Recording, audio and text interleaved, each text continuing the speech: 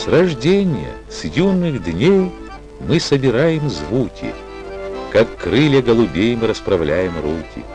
Так повелось, сперва нам помогает кто-то, кружится голова от первого полета. Но вот с течением дней приходит озарение, и твой полет плавней, как у орла парение.